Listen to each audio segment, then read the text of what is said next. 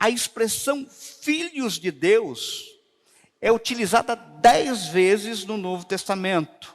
Como é evidente, esta frase sempre no plural não é usada no sentido exclusiva que é dada à expressão filho de Deus. Quando fala filho de Deus, está falando de Jesus.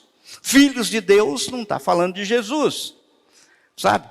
Bem, se nós nos recordarmos bem, existem muitos versículos bíblicos que apontam qual a condição para sermos chamados filhos de Deus. Qual que é a condição? Por exemplo, João 1,12 diz, se referindo a Jesus: mas a todos quanto receberam, deu-lhes o poder de serem feitos filhos de Deus, a saber, aos que creem no seu nome.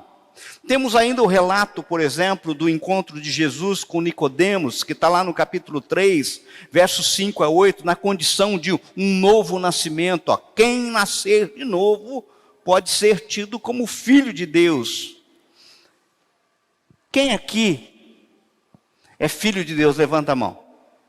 Quem aqui é filho de irmão? Agora a questão é, que tipo de filho você é? É isso que eu queria discutir hoje. Quem trouxe Bíblia, abra em Romanos capítulo 8. Nós leremos do versículo 14 a 19. Você que me acompanha em casa, Romanos, quem não trouxe vai poder acompanhar no telão. Romanos capítulo 8, verso 14 a 19. Diz assim a palavra do Senhor: pois todos os que são guiados pelo Espírito de Deus são filhos de Deus.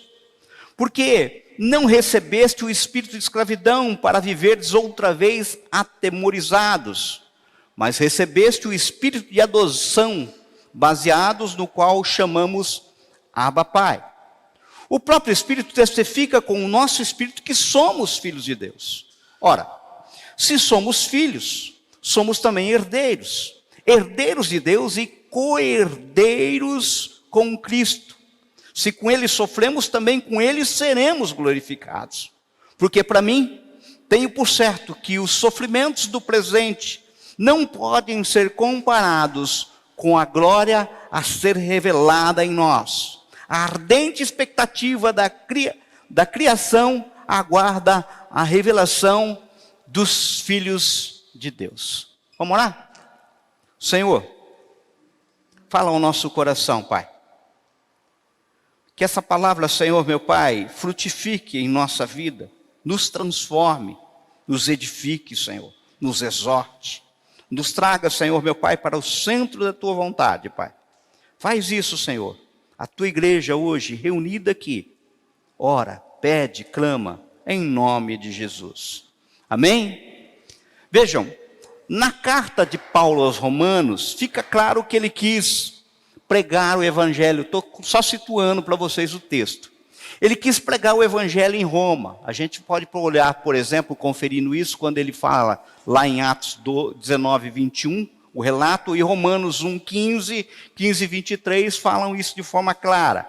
Ele então passa a se apresentar na esperança de que a igreja de Roma pudesse servir de base para ele, para um empenho maior. Ele queria pregar o evangelho na Espanha. Isso está lá em Romanos, capítulo 15, versos 22 a 24 e 28 também.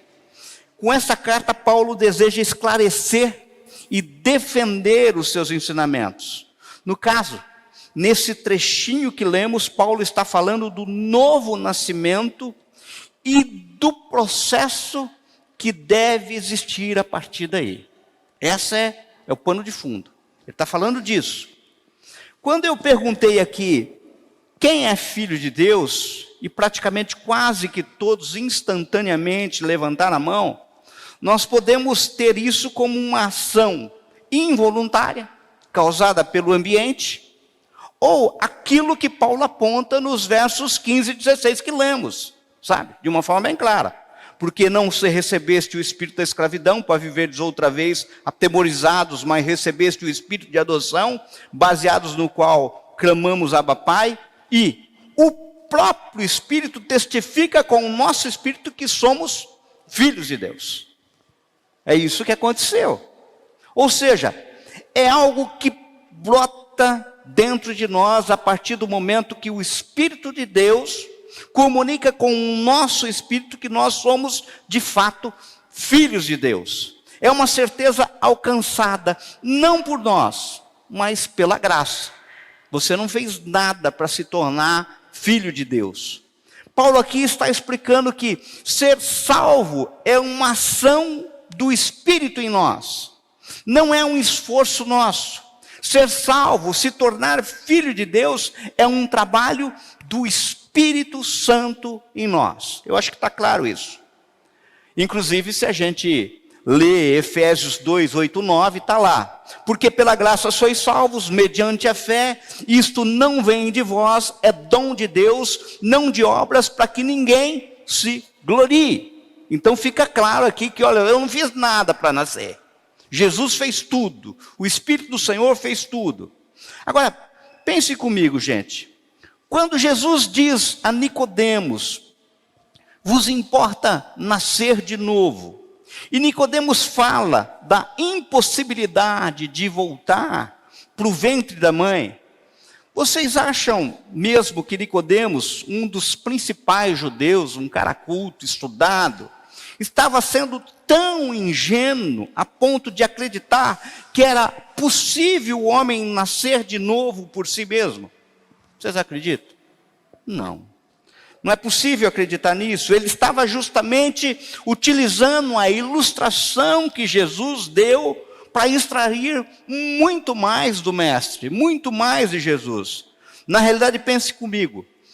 Qual é o esforço de um bebê faz para nascer? Ele é gerado no ventre da mãe. Ele é alimentado, nutrido e se desenvolve no ventre da mãe. É ela que sente as dores, ela sangra e o bebê nasce. Qual o esforço dele? Nenhum. O bebê em si não fez esforço nenhum. Ele nasce. O novo nascimento é uma ação do Espírito Santo, ou seja, o que Jesus falou para Nicodemos é: vamos zerar tudo e começar tudo de novo. Nasça de novo. E isso não é coisa que você pode fazer, é coisa que eu posso fazer por você através do Espírito do meu Pai, do Espírito Santo de Deus, do Espírito Santo. Percebam, por que vocês acham que as prostitutas, os escribas, os pecadores, os marginalizados tinham mais facilidade em aceitar as palavras de Jesus do que os principais da sinagoga, você entendeu? Os doutores da lei? Ora, porque Jesus dizia: venham a mim e tudo estará zerado.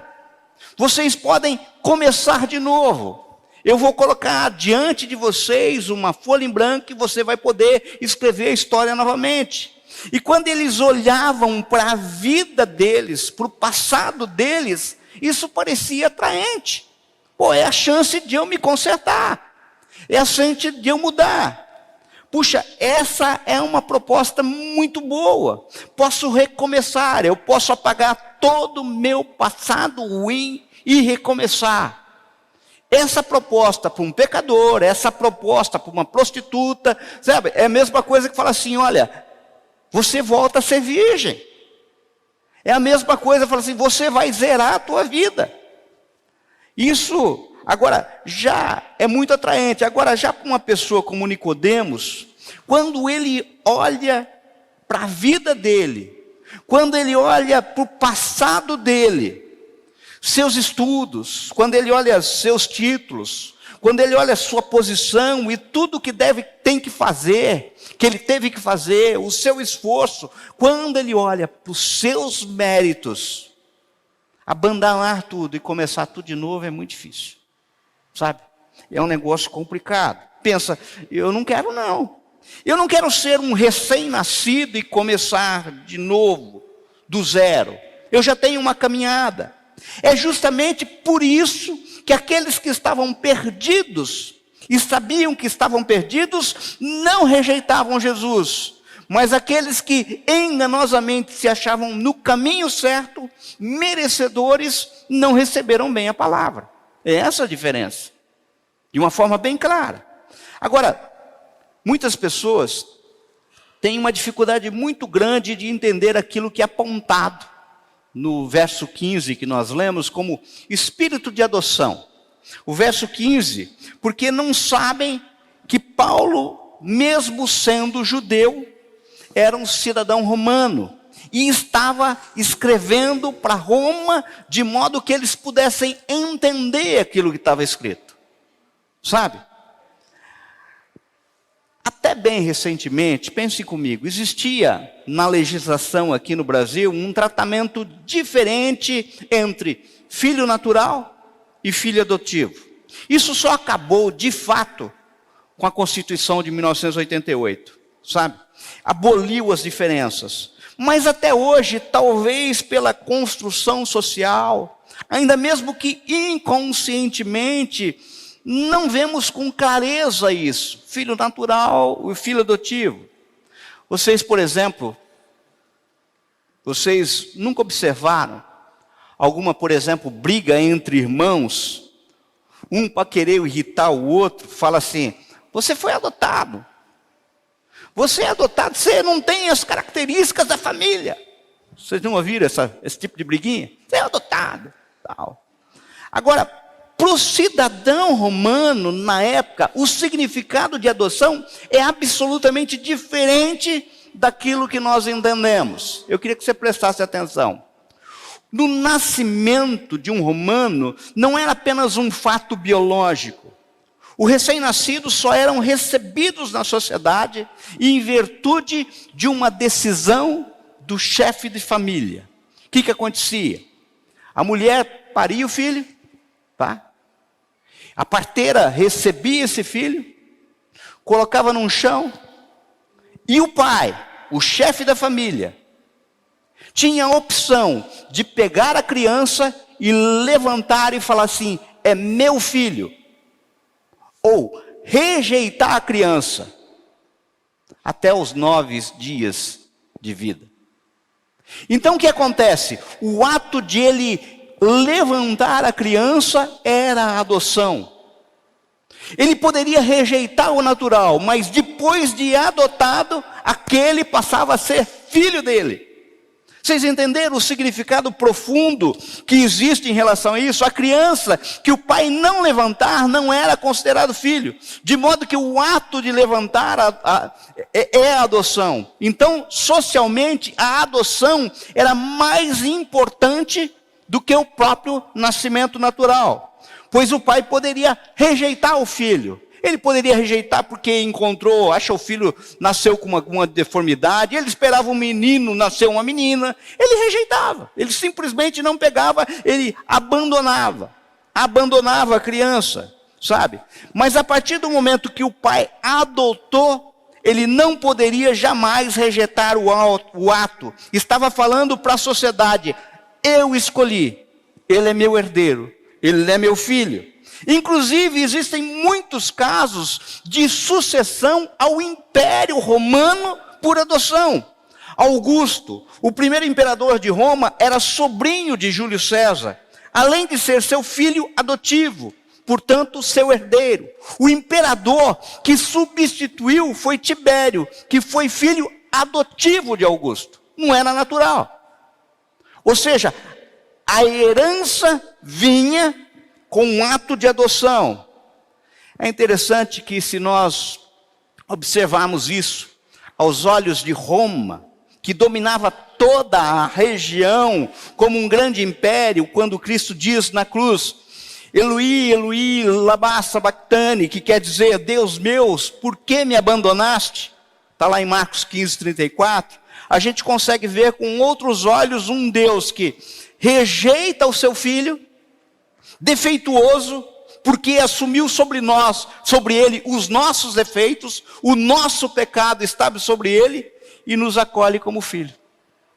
Pense nisso. Pense nisso. Queridos, eu até acredito que hoje em dia as pessoas não têm nenhuma dificuldade em entender essa expressão de amor de um Deus que entregou o seu Filho numa cruz e nos acolhe, nos chama de filhos por sua graça. Acho que a gente não tem dificuldade disso. Aliás, nós estamos vivendo uma geração que vive a graça. Basta olharmos as canções que nós cantamos. Ou seja, nós não temos grande dificuldade em nos reconhecermos como filhos de Deus. Justamente porque isso não depende de nós. Veio de graça, pelo Espírito de adoção. Ninguém teve que fazer nada por isso. Não há mérito nosso. Não há nenhuma ação nossa que tenha sido feita. Tanto que, como já falei aqui, quando alguém te fala assim, você não quer aceitar Jesus como Senhor e Salvador da sua vida? Pô, quem não aceitou Jesus é morto. Morto tem opção. É Ele que nos escolhe. Ninguém aceita Cristo. Porque morto não escolhe. Morto não tem escolha. Você entendeu? E fala sério, gente. Quando a gente pensa assim, isso é maravilhoso. Isso, inclusive, nos traz muito conforto, pois veio pela graça. Eu não preciso fazer nada. Isso é aquilo que eu chamo de mamão com açúcar. Fácil. Eu não preciso fazer nada. O Senhor me adotou como filho. Não depende de mim. Não foi esforço meu. Não foi por mérito, para que eu não me vangloriasse. Fica tranquilo. Agora a questão é a seguinte. No texto que lemos, a expressão Filho de Deus, acontece e apontam variações de significado no grego original. Muitas vezes, inclusive, temos dificuldade de entender um texto devido à pobreza da língua ou devido ao exato significado do texto traduzido. No caso, se bem observarmos, no grego original, há um termo, o filho em si, tá? Que quer dizer téknion, por ter sido gerado. Téknion é criança, bebê. É um outro termo para o filho adulto ou maduro, no qual se reconhecia semelhança física ou comportamento com o pai. Já é outro, é ulios. Assim, quando nós olhamos o verso 14, pois todos os que são guiados pelo Espírito de Deus são filhos de Deus, nós vemos aqui no verso 14, o termo utilizado por filhos é uios, que são filhos com caráter e traços semelhantes aos pais. Nesse contexto, uios significa ser substancialmente maduro na vida cristã. Já no verso 16... o próprio Espírito testifica com o nosso Espírito que somos filhos de Deus. Notem, nesse verso, a expressão aqui é téknon, que são os filhos meramente por nascimento. Nesse contexto, téknon significa crianças, significa filhos não maduros, significa bebês. Dá para vocês perceber que existe uma diferença? Ou seja, na língua portuguesa a gente fala filho, é filho. No grego tem uma palavra que quer dizer filho, mas esse filho é criança, é nenê, é criancinha, não é maduro. E tem outra expressão no grego que esse é filho igualmente, mas esse é maduro, esse é adulto. Esse foi desenvolvido. Agora, vamos tentar entender isso melhor. Se for rápido de leitura aí, de abertura de Bíblia, Mateus 5, 44, 45 diz assim, Jesus, no final do Sermão do Monte, a certa altura ele diz assim, amai os vossos inimigos e orai pelos que vos perseguem, para que vos torneis filhos do nosso Pai Celeste. Amai os vossos inimigos e orai pelos que vos perseguem, para que vos tornei filhos do vosso Pai Celeste. Veja, eu poderia pensar que Jesus estava cometendo um erro aqui. Pois, espera aí, nós não somos filhos pela graça? Não é por obras, inclusive, para que ninguém se glorie. Ou seja, eu não aprendi que não preciso fazer nada. Mas aqui Jesus está ordenando duas coisas, duas obras, por sinais difíceis de fazer. Ele está falando para nós amar os inimigos e orar pelos que perseguem. Para quê? Para nos tornar filhos de Deus. Acontece que a expressão filhos aqui é justamente o iós. Filhos maduros de Deus. Não criancinha. Filhos maduros. Agora pensem comigo. Se a cada dia, tá? Isso é uma reflexão. Se a cada dia aumenta mais e mais a quantidade de pessoas que se dizem cristãos, filhas de Deus, mas o mundo não melhora. Inclusive o divórcio, a corrupção, sabe? O jeitão do mundo chega, por exemplo, muitas vezes chegar dentro da igreja. Ou esses que se dizem filhos de Deus, estão entre aqueles que simplesmente erguem a mão pela emoção, em face do ambiente, ou seja, para parecer bacana diante dos outros, mas não são. Ou os filhos de Deus o são, mas são filhos tecnon, crianças, bebezinhos. Bebê não faz nada. Bebê só pede. Bebê só quer alimento. Bebê só quer brincar. Criança chega no pai e pede. Criança não faz. Criança pede. O pai que dá. Então o que está acontecendo? Pode ser que a quantidade de filhos tecnon de Deus esteja efetivamente aumentando. Mas esses filhos, crianças, bebezinhos, não estão crescendo. Não estão amadurecendo a ponto de serem transformados em o iós de Deus. Filhos maduros de Deus. Pessoas maduras na fé. A realidade é que tem muita gente, nascendo de novo. Dizem que existe cerca de 70 milhões de evangélicos no Brasil. Se nós juntarmos com os irmãos católicos, que também se apontam cristãos, e o são, a gente vê que é a grande maioria. Mas as coisas não mudam. Continua aumentando o número de divórcios, continua aumentando o número de corrupção, continua aumentando os crimes. Ou seja, não deveria ser assim. Tem alguma coisa errada porque a conta não fecha. Eu fico imaginando que, após passar pela porta estreita, porque Jesus fala assim, olha, existe um caminho largo, uma porta larga, e um caminho largo, uma porta estreita, um caminho estreito. Eu fico pensando que após passar pela porta estreita, deve estar acontecendo ali um grande congestionamento, pois as criancinhas estão se recusando a caminhar pelo caminho estreito, para alcançar alvo como aponta Jesus. Eles estão, sabe, eles não querem caminhar. Eles não querem completar a corrida. Eles não querem alcançar o alvo. Sabe, qual a conclusão que chegamos? É que efetivamente nascemos de novo. Somos de fato filhos de Deus. Mas somos uma igreja cheia de crianças. Bebês. Pessoas imaduras. Pensem comigo, gente. Imaginem duas famílias se enfrentando. De um lado, um pai com 200 filhos. De outro lado, um pai com 50 filhos. Se eu perguntar, quem ganha esse enfrentamento? Parece óbvio, ó, o pai com 200 filhos ganha. Mas se eu falar que esse pai com 200 filhos são 200 bebês, e o outro com 50 filhos são 50 adultos, muda a história? É isso que está acontecendo. É justamente isso que está acontecendo. Agora vamos seguir. Observe o verso 17 que nós lemos. Ora, se somos filhos, e aqui a expressão é filhos imaturos, bebês, tecnon, somos também herdeiros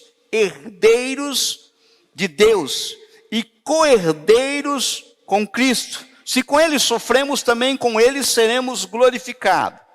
Aqui, Paulo está literalmente falando que somos filho de Deus, que somos herdeiro de Deus, que somos co-herdeiro com Cristo. A questão é que, quando observamos aquilo que Paulo escreve em Gálatas, capítulo 4, verso 1 e 2, em detrimento dele se referir a uma condição de escravidão e morte para contrastar com a libertação e vida e vinda de Jesus, notamos algo interessante. Olha só como é que está em Gálatas, capítulo 4, verso 1 e 2. Ó.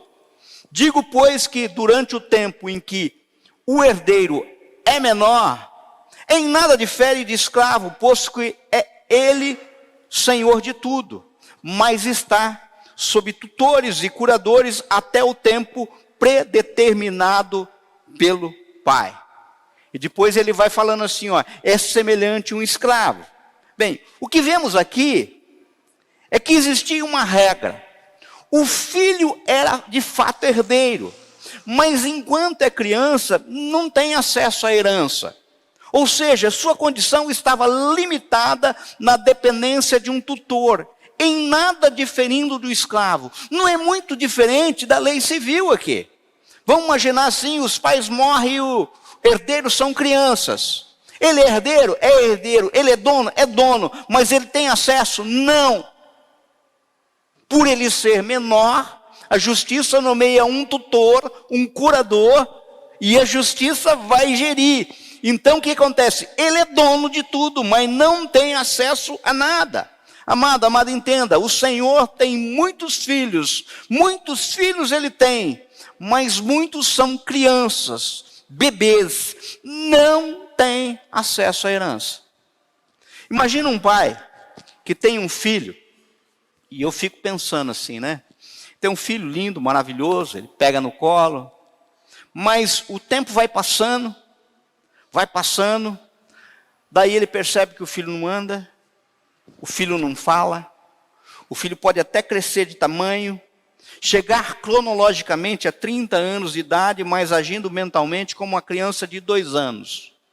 Me diga, era para ser assim? É o normal? É isso que o pai espera? Lógico que não, o pai espera amadurecimento. Todos que geram filho para que eles cresçam, para que eles desenvolvam. Após recebermos o título de filhos, devemos crescer espiritualmente, até nos tornarmos herdeiros. Um filho, só a partir de atingir a maioridade, se torna digno de administrar os negócios do seu pai. Assim também nós, como filhos de Deus, devemos crescer espiritualmente até que nos tornarmos herdeiros. Gente, vamos imaginar aqui, tá? Meu filho, todo mundo conhece meu filho Vitor aqui. Se o Vitor, meu filho, meu herdeiro, falar em meu nome, ele tem autoridade para falar em meu nome, ele é maduro. Ele já tem as minhas características embutidas no seu caráter. Agora, se o Vitor fosse um nenezinho de 3 anos e fosse falar em meu nome, eu ia falar para vocês, não escutem. É uma criança, não sabe o que faz. É isso que Deus está falando de uma forma bem clara. Daí vocês podem me perguntar, ok, mas o que eu faço para deixar de ser um tecnon, uma criança, um bebê, um bebezinho do Senhor, e passar a ser um iós, um filho maduro de Deus? A resposta é fácil. Você precisa crescer, desenvolver. E daí a gente lembra a lição que acho que você já deve ter ouvido, inclusive da vovó lá atrás, você entendeu? Ouvia nossas vozes falando assim, quando punha comida na mesa: come tudo para poder crescer, sabe? Ficar fortão, ficar grandão. Vocês já ouviram isso? Como é que você cresce? Comendo. E no caso, a alimentação vai mudando. No começo, enquanto somos ainda bebês, criancinhas, nós tomamos leitinho, comemos comida processada, nós comemos papinha. Mas chega um tempo em que nós precisamos de comida sólida. Sabe? Se a vida toda você não comesse comida sólida, comesse papinha, eu ia falar para você, você não teria dente. Porque é inútil. Para que ter dente? Se você não precisa dele, sabe? Ia dar uma, sabe, ia uma transformação da espécie. Agora veja o que Paulo descreve em Hebreus 5, 13 e 14. Ora, todo aquele que se alimenta de leite é inexperiente na palavra da justiça, porque é criança. Mas o alimento sólido é para os adultos, para aqueles que, pela prática, têm as suas faculdades exercitadas para discernir não somente o bem, mas também o mal. Aqui, eu vi uma lição muito gostosa, uma vez, há algum tempo, do Douglas Gonçalves. Ele fala algo muito interessante. Ele diz, em outras palavras, que um dos grandes problemas hoje em dia é que as pessoas hoje preferem comer comida processada do que alimento sólido. Gente, presta atenção. A Bíblia é alimento sólido. Um livro, por melhor que seja, por mais capacitado que seja o seu autor, é alimento processado. Ele processou a Bíblia para entregar em tuas mãos. Sabe? O que eu quero dizer para vocês? Se eu leio um livro, por exemplo, do Tim Keller, se eu leio um livro do John Piper, se eu leio um livro do Hernandes Dias Lopes, se eu leio um livro do John Stott, se eu leio um livro do John MacArthur, do Luciano Subirá, não importa, com certeza são ótimos. Mas esses autores processaram o alimento sólido para você. Ou seja, isso daqui só não basta. Ele pode ser uma complementação do alimento sólido que é a palavra de Deus. Sabe? E é interessante, eu quero dizer que existem muitos que jamais leram a Bíblia, mas leem um monte de livro. Sabe? Um monte de livro que inclusive fala da Bíblia, mas não conhece a Bíblia. Não folheiam a Bíblia. Pasmem, tem muitos que falam assim, não levam a Bíblia nem nos cultos. E se eu perguntar, tem a Bíblia como aplicativo no celular? Também não tem. Então ele não leva, ele não tem em papel e não tem como aplicativo. Mas se eu for lá, ele tem joguinho. Ele tem um monte de coisa ali no celular, sabe? Comida sólida é aquela que você buscou. Comida sólida é aquela que você cavou. Comida sólida é aquela que você caçou, que você processou, você engoliu. Não é aquela que os outros amassam e colocam na sua boquinha, sabe? Entenda, você ler a Bíblia, você estudar a Bíblia não é a mesma coisa do que ouvir uma pregação. Assim como você orar não é a mesma coisa de ouvir alguém orando por você. É diferente. E as pessoas hoje querem ouvir a pregação. Comida processada. Eles querem ouvir a oração. Comida processada. Mas não querem ler a palavra de Deus. Não querem orar a Deus. E daí eu fico entendendo que é um absurdo. Porque quando Cristo morreu, diz que o véu do templo rasgou de cima a baixo, dando livre acesso para você, como filho, entrar nos átrios do Senhor e ter um tete-a-tete com o Senhor. E você ainda fica querendo comer comida processada. Sabe? As pessoas estão cada vez mais preguiçosas, não querem debruçar sobre a Bíblia e insistem com o Espírito, sabe? Ele não está pedindo, sabe, com toda a firmeza, Espírito do Senhor, eu quero entender isso aqui. Preferem algo pronto. E daí correm o risco, inclusive, de comer muito alimento processado que não traz o sabor verdadeiro do alimento sólido. Gente, isso é o que está acontecendo, por exemplo, com a teologia coach. Ele tem pitadas no alimento, do alimento sólido da palavra. Mas ele não é o alimento sólido. Ele tem pitadas. Ele é temperado. E esse tempero, eu vou falar para vocês, é o tempero do mundo. E é atrativo. As pessoas comem o tempero do mundo. E a gente tem que entender que existe uma diferença. Se eu pegar aqui, tem um monte de cozinheira aqui, né? Se eu pegar chuchu, tá? E cozinhar chuchu e colocar A Adriana já está olhando ali torto. Colocar massa de tomate, o chuchu vai ficar com gosto de massa de tomate. Ele pega o gosto. Agora, se eu pegar jiló e colocar massa de tomate, o massa de tomate vai ficar com gosto de jiló. A gente tem que entender que a palavra do Senhor, tá? É meio estranho eu falar isso. É como jiló, não combina com alguns temperos. Sabe? E as pessoas não estão entendendo. Então quer ser filho maduro de Deus, quer deixar de ser um bebezinho, então pega a sua Bíblia e devora ela. Não tem outro jeito. Observe, eu não estou falando para você não pode comer alimento processado. Eu não estou falando que você não pode ler livros, eu não posso ler bons autores, não é isso. Mas para saber se aquele alimento, você tem que ter paladar para entender se aquilo é de fato, sabe? Expressão do alimento sólido ou não. É a mesma pessoa que, por exemplo, muitas e muitas vezes, né, no período de Semana Santa, essas coisas, come alguns peixes e acha que está comendo bacalhau. E não é bacalhau. Quantas e quantas pessoas que vão comer um alimento e é vendido como aquilo e não é aquilo. Por que ele come isso? Porque ele não conhece o sabor original. Ele não sabe o que está por trás.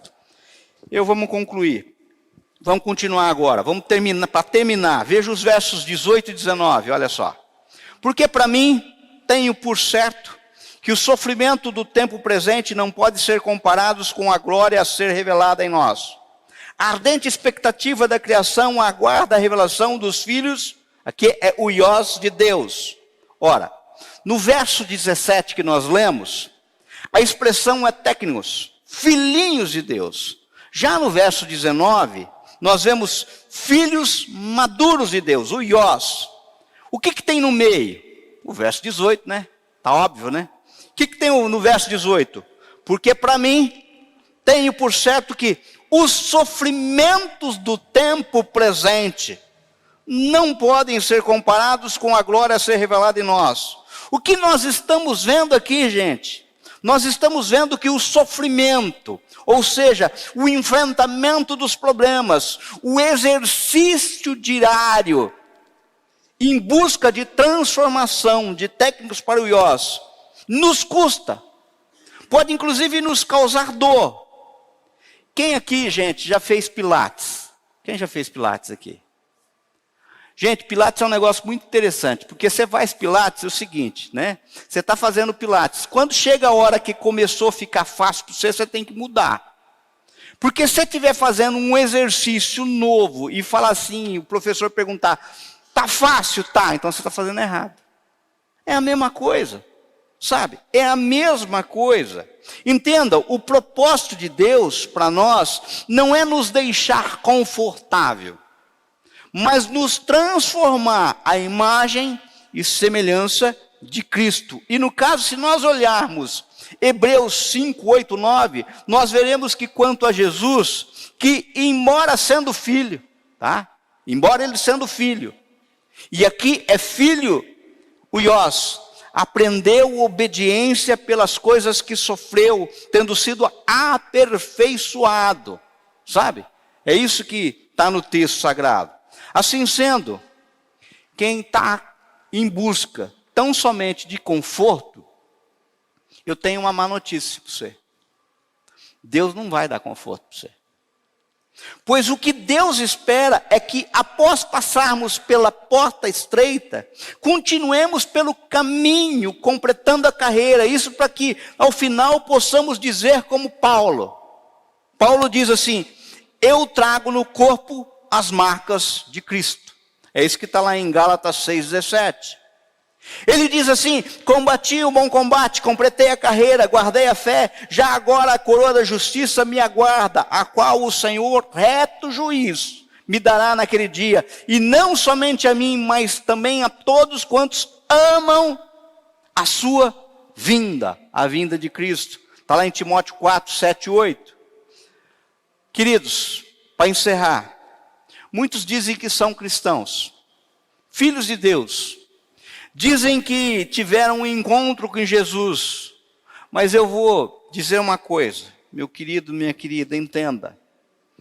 Ter um encontro com Cristo, experimentar um novo nascimento pela graça, definitivamente não é vir no templo e muitas vezes reclamar do ar-condicionado, do volume do som, da qualidade da cadeira que está sentando, sabe? Ter um encontro verdadeiro com Cristo não é vir ao templo e negar-se a crescer, achando que só aquilo que recebe num sermão de domingo é suficiente para a sua vida. Que aquilo basta. Só o alimento de domingo à noite basta para você, sabe? Ter um encontro verdadeiro com Cristo não é se contentar em ser um bebezinho de Deus, que por ser só um bebezinho, sabe? A gente cantava quando era criança, né? Florzinha de Jesus, as meninas. E os meninos, soldadinho de Cristo. E as pessoas estão querendo achar que podem ser marmanjo, barbado, soldadinho de Cristo. Mulheres formadas, florzinha de Jesus. Sabe? Se ele se contentar a isso e não em ser maduro, não pode ter acesso à herança completa de Deus. E assim sendo, mesmo sendo liberto, na realidade, vive como escravo. Sabe? Nesse momento o Senhor nos convida a olharmos para nós. É como se ele falasse assim, ó, examine-se a si mesmo e verificamos se somos tão somente tecnos, nenezinhos, bebezinhos, ou somos o iós de Deus, sabe? Se passamos pela porta e estamos aguardando que na frente da porta apareça uma grande escada rolante, uma esteira rolante, que te leve para o final, para a glória, você entendeu? Emburrado, ou se estamos de fato, sabe? Falando para nós assim, olha, eu vou negar a mim mesmo, eu vou tomar a minha cruz e eu vou acompanhar o Senhor Jesus. É isso que o Senhor muitas vezes espera da gente. Essa é a diferença muito clara, sabe? Um texto tão simples, tão curtinho, tão profundo, e retrata a grande realidade. E a pergunta que fica é para mim e para você hoje. Que tipo de filho você é? O Senhor tem muitos filhos ele tem. Eu sou um dele, você também. Que filho que você é? Tecnos ou iós? Se você é tecnos, você está disposto a crescer? Ou você quer ficar comendo papinha o resto da vida? Você pode. Vai mudar alguma coisa? Não sei, sabe? Só que é o seguinte, quem é tecnos não tem acesso à herança. É filho, mas não tem acesso à herança. Imagina uma pessoa adulta, já velha, cronologicamente, mas não se desenvolveu. Tem a mentalidade de 2 anos. Sabe o que ele é? Um interditado. Continua sendo filho, mas não tem acesso à herança.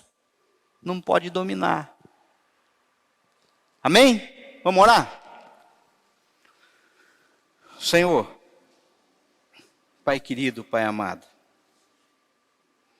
inunda-nos com a Tua graça, Pai, com o Teu poder. Que essa palavra que nós refletimos hoje faça diferença em nossas vidas. Pai, que nós abandonemos, Pai, a meninice. Que nós queiramos, Senhor meu Pai, amadurecer, porque esse é o Teu propósito. Porque o Senhor quer que nós nos transformemos à imagem e semelhança de Cristo. E a imagem e semelhança de Cristo é filho maduro do Senhor. Não é nenezinho, não é bebezinho. Muitas vezes até chorão. Não é. São filhos maduros do Senhor. A imagem de Cristo é filho maduro do Senhor. E nós como os filhos, Senhor meu Pai, o Senhor tem um projeto claro. muito claro. Nos transformarmos em muitos Cristos. Muitas pessoas semelhantes a Cristo. E para isso nós precisamos caminhar. E o caminho, Senhor meu Pai, muitas vezes é não fugir do sofrimento, mas enfrentá-lo. É exercitá-lo. Não agirmos como bebês chorões, sabe? Ou você quer pura e simplesmente chegar no final e falar assim, eu fazia parte de uma igreja tão confortável, o pessoal falava tão manso comigo, sabe? Lá eu recebia tantas bênçãos, lá o pastor nunca puxou orelha, lá as coisas não eram mostradas, sabe? O lado só cor-de-rosa do evangelho era mostrado. Senhor, nos traz a realidade da tua vontade, do teu querer. Nós oramos, Pai, em nome de Jesus.